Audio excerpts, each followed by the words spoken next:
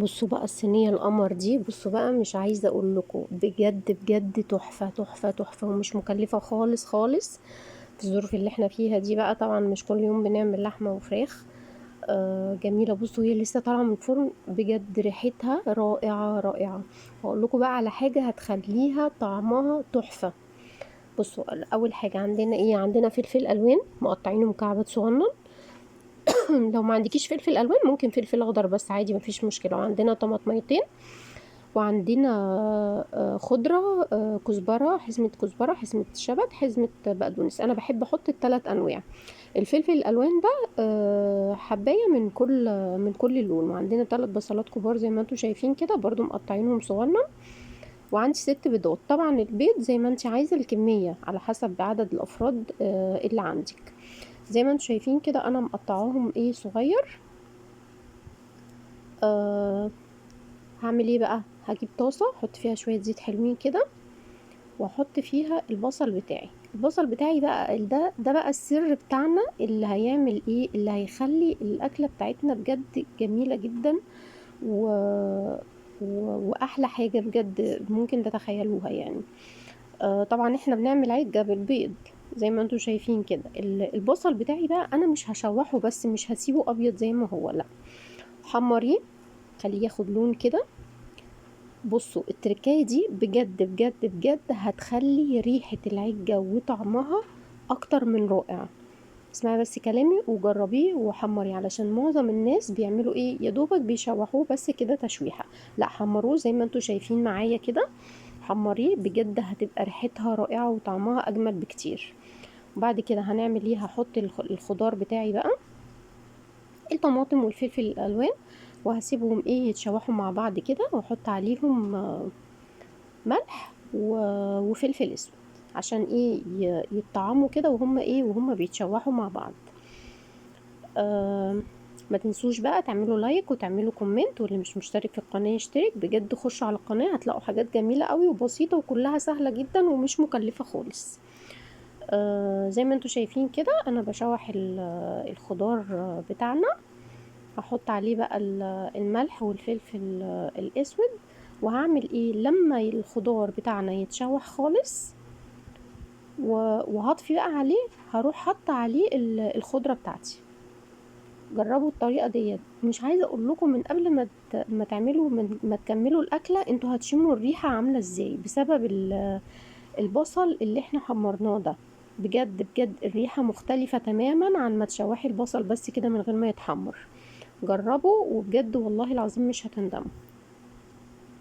حاجه بقى كمان مهمه قوي، احنا مهمه قوي واحنا برضو بنعمل اي اكل، اول حاجه نعملها نسمي بسم الله كده و... وطول ما احنا واقفين بنعمل الاكل نصلي على النبي.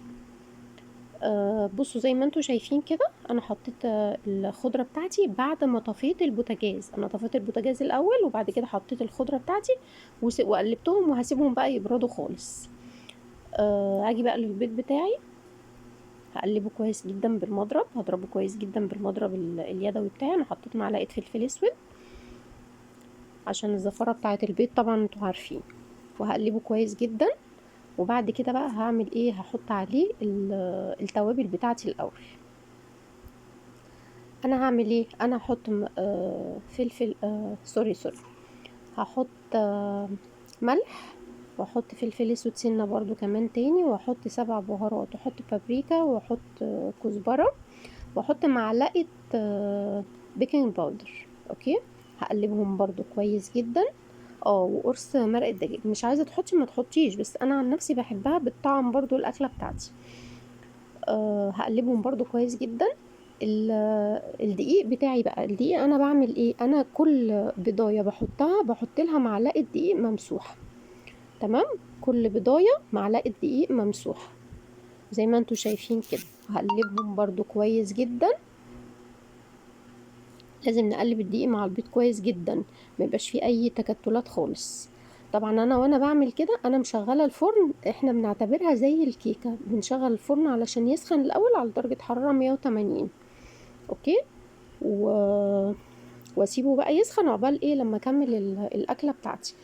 انا عندي هنا بقى الخضار اهو برد خالص خالص، لازم تسيبيه لما يبرد تماما، برد خالص. هحطه بقى على الخليط بتاعي اللي هو على البيض والدقيق، هقلبهم كويس. وبعد كده اجيب القالب بتاعي بقى. القالب بتاعي اعمل فيه ايه؟ هحط فيه شويه زيت حلوين كده محترمين، وهدهنه في القالب كله، وهرش رشه ايه، رشه دقيق من فوق زي ما بعمل كده في الكيك بتاعي. اوكي اهو زي ما انتوا شايفين اهو. يلا بقى نقول اللهم صل وسلم وبارك على سيدنا محمد. اللهم صل وسلم وبارك على سيدنا محمد.